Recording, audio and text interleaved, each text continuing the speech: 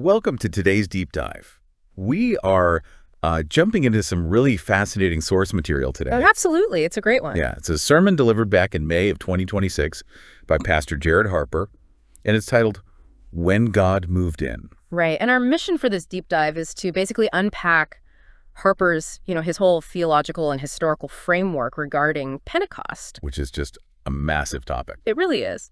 Specifically, we're looking at his core argument about this huge paradigm shift, the idea of the divine moving out of these sacred, highly restricted places and permanently relocating into, well, ordinary people. Into us, yeah. Yeah. And, to really get a grasp on the sheer scale of what Harper is talking about here, I want you to imagine something for a second.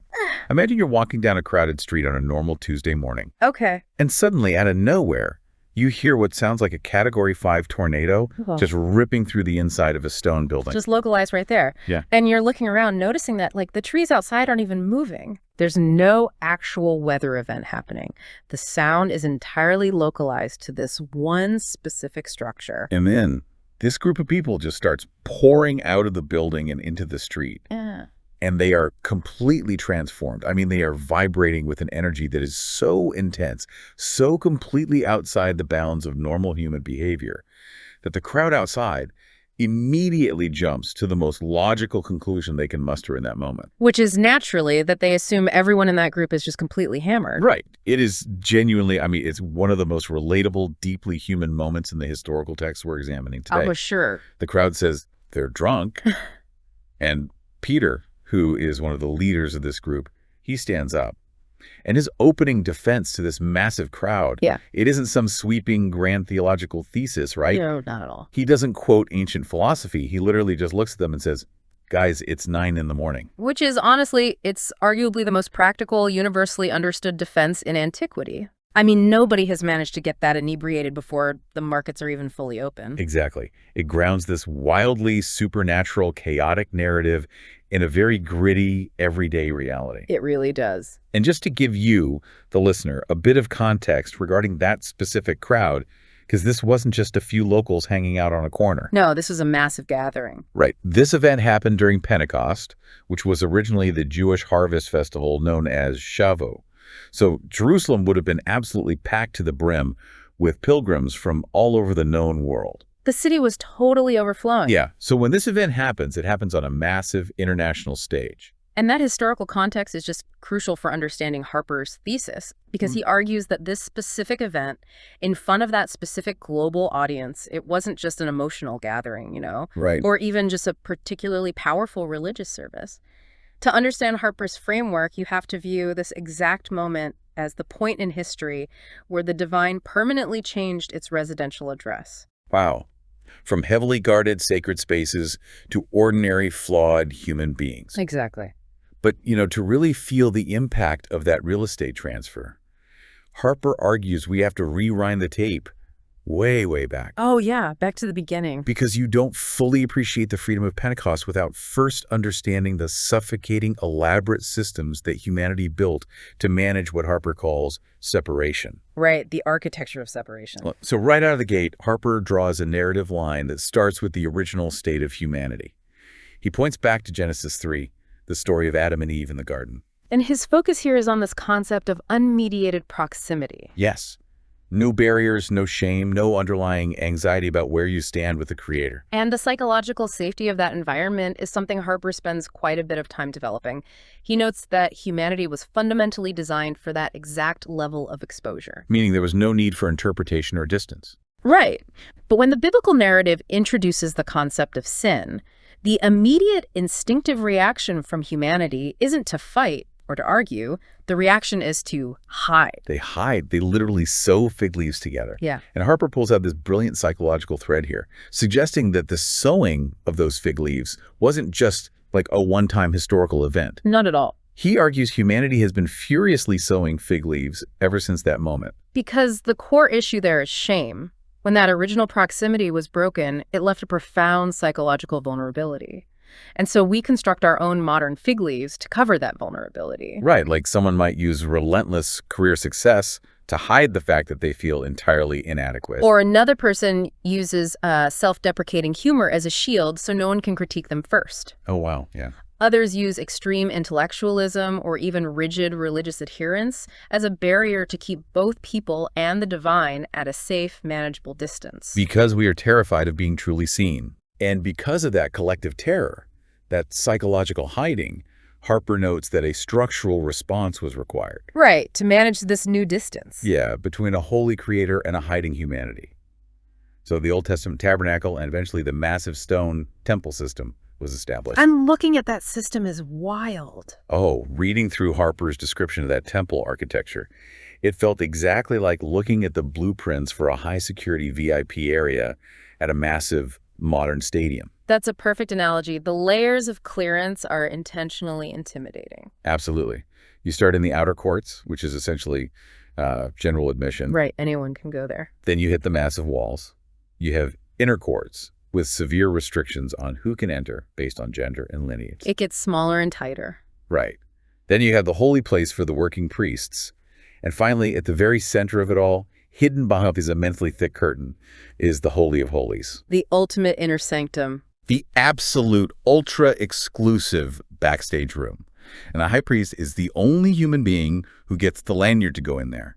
And he is only permitted to do it once a single year. Once a year. And we have to consider the cost of that VIP access, too. You didn't just walk in because you felt like it. Right. The credential required to move through those layers was ritual purity, accompanied by literal animal sacrifice. The smell of burning, the visual of blood, the constant heavy reminder of mortality and failure, the entire architecture and sensory experience of the temple was designed to communicate one single overwhelming message. Which is? The divine is holy, you are fundamentally separated from it, and access is strictly lethally managed. Lethally managed. That is so heavy. So how does Jesus disrupt this incredibly entrenched security protocol? Well, Harper points to a very specific linguistic choice in the Gospel of John, chapter 1, verse 14. Okay. The text says, "The Word became flesh and made his dwelling among us." Right. Harper explains that the original Greek word used there for dwelling literally translates to tabernacling, meaning pitching a tent. Pitching a tent. Right. So the divine essentially bypassed the massive stone security complex and just pitched a tent right in the middle of the gritty, unpolished neighborhood. Exactly. The untouchable became touchable. That is the first major disruption. But the complete dismantling of that VIP system, according to Harper, happens at the crucifixion, right? Yes. He references Matthew 27.51, which details the moment of Jesus' death. The text records that the massive, heavy curtain in the temple, that specific barrier separating the Holy of Holies from everything else, was torn in two. And the detail there is striking because it was torn from top to bottom. Right, not bottom to top. It wasn't a riot of people at the bottom pulling it apart. It was initiated from above. Heaven itself physically dismantled the barrier. It's a huge moment. It is. But I want to challenge Harper's premise here on behalf of anyone listening who might be a little confused by this timeline. You go for it. If the curtain tore at the crucifixion and that barrier was permanently removed by heaven, why does Harper spend so much time arguing that we still experience separation today? That's a great question. I mean, if the access was legally granted, shouldn't the problem be entirely solved? That is a really crucial distinction to make because legal access does not automatically equate to relational habitation. Oh, interesting. Unpack that. So when the veil tore, the barrier was removed, right? Making the divine accessible. But accessibility is just an open door. It doesn't mean anyone has actually walked through it to sit down at your table. Ah, I see. Harper's argument is that forgiveness, the removal of the penalty and the barrier that was only step one, forgiveness was never the final goal. Then what was the final goal? Habitation. Bringing the divine presence out of the temple and actually moving it into the human heart. Which pulls us right back into that upper room, to the wind and the fire of Pentecost. Exactly. And to understand the absolute shock of this moment for those early Jewish believers, we need to analyze the mechanism of fire in ancient Near Eastern theology. Why did it have to be fire? Well, fire represents three things simultaneously: purification of impurities, light in absolute darkness, and an untamable, consuming presence. Okay, that makes sense. And throughout the entire history of the Hebrew scriptures, whenever fire announced the divine presence, It was exclusively tied to sacred, restricted real estate. Right, like Moses in the burning bush. Yes. Or the top of Mount Sinai. Exactly. The pillar of fire leading the Israelites in the wilderness, the fire consuming the sacrifices on the bronze altar, it was always localized to an object or a heavily restricted geographic location. Wow. But at Pentecost, the real estate fundamentally changes. It totally flips. The fire does not fall on a new altar. It doesn't fall on the roof of a newly constructed temple. It falls on human beings. It rests on fishermen. Right. It rests on former tax collectors, on women, on completely ordinary citizens. The fire moves off the architecture and onto the attendees. God permanently moved out of the building. Which is just a staggering thought. It reframes so much of the New Testament, especially Paul's claim later in 1 Corinthians 6:1, where he asks his readers, "Do you not know that your bodies are temples?" Yes, that verse. Because to a first-century person, calling a fragile, flawed, sweating human body a temple would sound like pure absurdity. Total nonsense. The temple was that massive, imposing stone structure of gold and marble that we just talked about. But Paul is looking at ordinary people and saying, no, the geography has shifted. You are the address now. The divine moved inside, but, and this is where it gets a little uncomfortable, Harper issues a very sharp, very challenging critique regarding how modern religious systems have handled this shift. Yeah, he really doesn't hold back here. No, he suggests that over centuries, much of modern practice has essentially, if accidentally, tried to reverse Pentecost. We've tried to put the fire back in the building. Exactly. Harper argues that people often reduce their spiritual lives back down to physical locations, Sunday schedules, and orchestrated events. And he is very careful to say that community gatherings absolutely matter. Oh, yeah. He's not against church services. But the danger lies in trapping the divine back inside a 90-minute service. He uses this brilliant phrase to describe how we often handle the divine today. He says we treat it like unexpected company. Which is so convicting, because the psychology behind that metaphor is incredibly revealing. Consider the physical and emotional reaction when unexpected company knocks on your front door. It is sheer, unadulterated panic. Pure chaos. You are sprinting through the living room, shoving a pile of laundry into a dark closet, using your sleeve to aggressively wipe down the kitchen counter. Turning off the trashy reality television show you're binge watching. Putting on some sophisticated jazz music. Just trying to curate an image of a person who has their entire life perfectly ordered. Because you are hosting a visitor, not living with a resident. And Harper argues that people do this exact same routine spiritually. They put on a specific church behavior. Yes. They use a curated church vocabulary, and they adopt a temporary attitude of reverence for an hour on Sunday morning. They are exhausting themselves trying to host a visitor. But Pentecost, the indwelling of the divine, was never about God renting an Airbnb for the weekend. Not at all. It was about permanent, unrestrained habitation. A resident doesn't stay in the pristine living room. Right. A resident opens the closets, looks in the fridge, and occupies the messy spaces of the house. But that raises a massive logistical problem regarding this fire. I mean, if the goal is permanent habitation, what are the actual conditions for it? While Harper makes it abundantly clear that this fire doesn't just fall randomly out of the sky on anyone walking by. Right. The narrative has to shift from where the fire falls to what it falls upon. And here we find the most challenging theological pattern in Harper's entire sermon. Okay, let's hear it. He traces a rule throughout the biblical texts. Fire consistently, without exception, falls on surrendered things. Always on surrendered things. Yes. He uses the historical narrative of the prophet Elijah on Mount Carmel to illustrate this. Elijah was facing a monumental cultural and spiritual standoff, but he didn't just stand on top of a mountain, wave his hands, and ask for random fire to fall from the sky. He had to do something first. He had to build the infrastructure of surrender first. He had to gather the stones, build an altar, and physically place a valuable sacrifice on top of it. Wow. The fire only fell once the sacrifice was fully placed on the altar. So you cannot bypass the infrastructure of surrender. Exactly.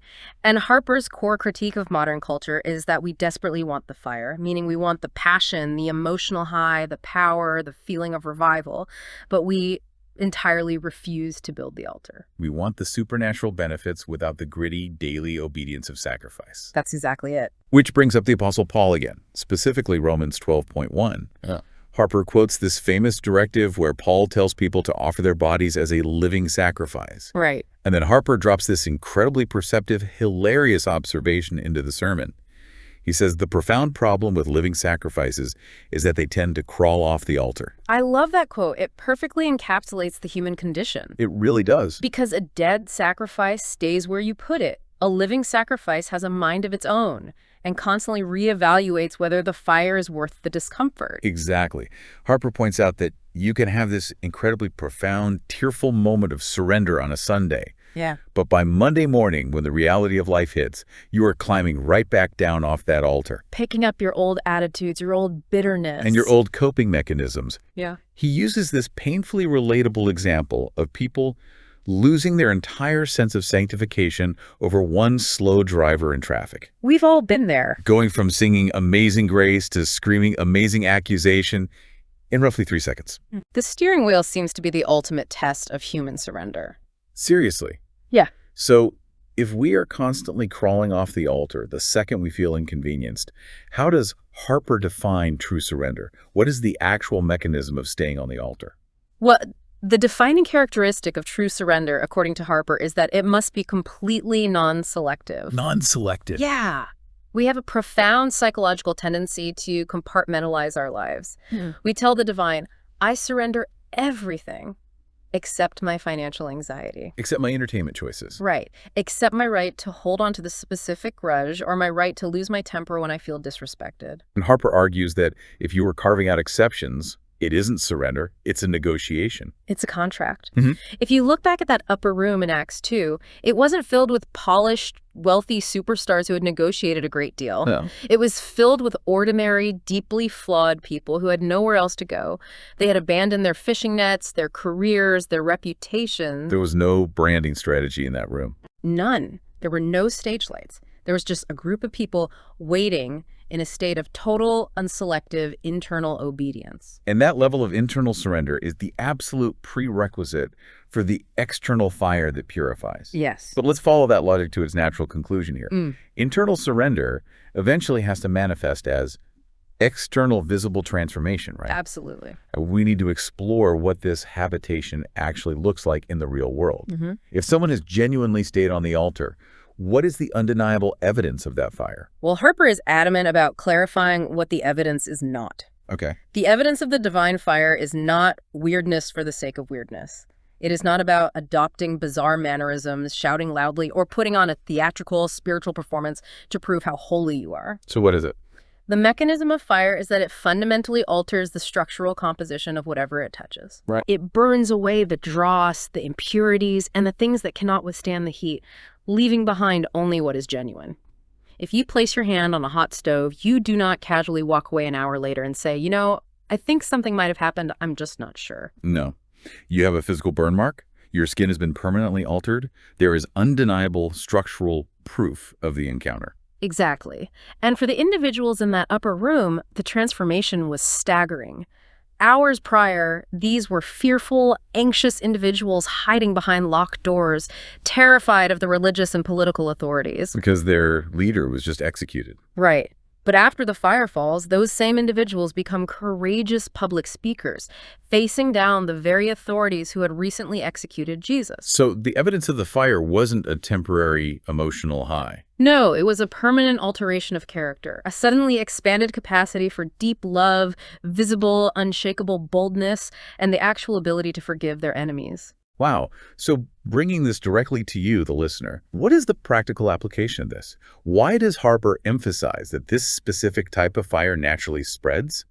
And what is the profound danger of relying on historical past experiences?